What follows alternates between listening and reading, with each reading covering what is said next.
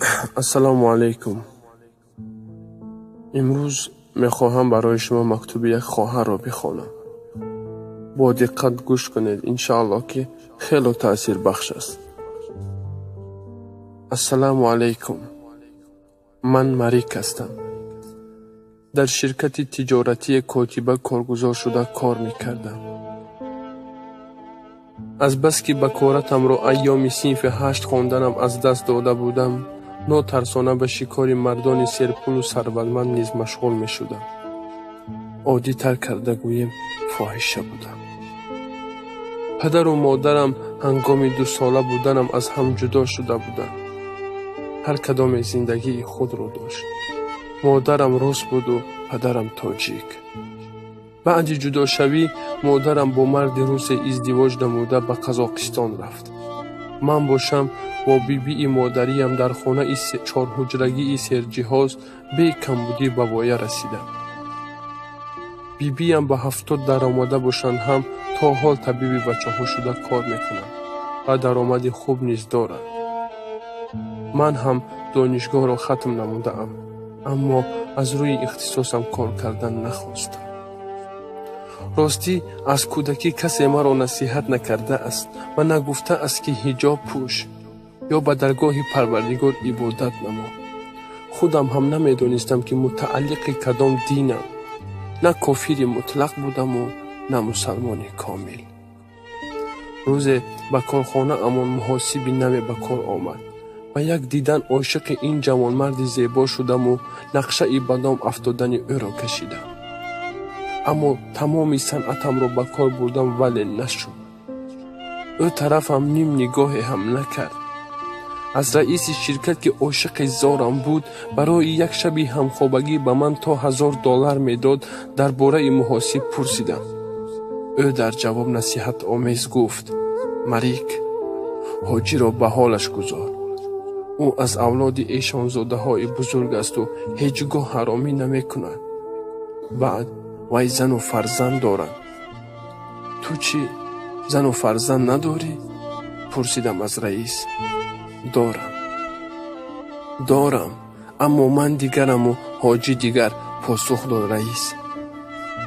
آرزوی آغوش ایشان بچه زیبا آرامم نمی گذاشت و روز نزدش در آمده او را به گپ گرفتنی شدم، اما او به یک تمکین خاصه گفت: خواهر جان، اول بدنتان را پوشانید، بعد نزد من درآیید. روز دیگر لباسهای محکم پوشیدم و در سرم رویمال بسته نزدش در آمده به او اظهار عشق کردم. حاجی بی‌پروایانه ابراز داشت که به عشق من نیاز ندارد، چون که زن زیبا و فرزند سالم دارد. طول 1 ماه هر روز با او اظهار عشق میکردم و به خواری و زاری به پایش افتاده اشک میریختم، اما دل او گویا از سنگ بود. منی که در عمر 22 ساله ام چندین مرد را دیده آنها را چون حیوان رامشونده بازی می‌داراندم، عاشق شدم. به خاطر عشق ایشانزاده ام سترپوش شدم و نمازخوان. به یگان مرد گپ نمی‌زدم، اما عشق پاکم بی جواب ماند. ماه رمضان در آمد و در عمرم اولین بار روزه گرفتم. چون عادت هر روزه ام صبح بر وقت به اتاق کاری حاجی در آمده از او خواهش نمودم که زن قرآن خوان را یابد تا که نزدش این کتاب مقدس را بیاموزم. اولین بار در نگاهش خوشبختی را دیدم و او دیوار آهنین تمکین خود را شکسته با تبسم زیبا ابراز داشت. بعد کار تو را نزد همسرم میبرم، از او میآموزی، گفت حاجی. بیگاه همراه حاجی به خانه اش رفتیم. حوله با شکوه و درختزار، نهرچه کبود از زیر کت چوبین کندکاری میگذرد. به تماشای حوله آواره آمدن بانوی چادرپوش را ندیده ماندم. السلام، خوش آمدید، گفت زنی و پیشواز ما برآمده. بیبی سارا: این کس مرحبا، همکار ما، میخواهد قرآن آموزد، گفت حاجی. از کودکی همه مرا مریک میگفتند و اینقدر خوش آهنگ بودن نامم را اکنون فهمیدم. 6 ماه نزد بیبی سارای صاحب جمال و خوش اخلاق قرآن آموختم و از بسیار پهلوهای دینی مبین اسلام با خبر گشتم. آن محبتی داشته‌ام نسبت حاجی به یک مهر فرزندی پدری مبدل شد. قصه عاشق شویم را به بیبی سارا نقل نمودم. او به خنده گفت که می‌داند. حیران شدم که چگونه او رشک و خصومت را از دلش رانده به من مهربانی کرد.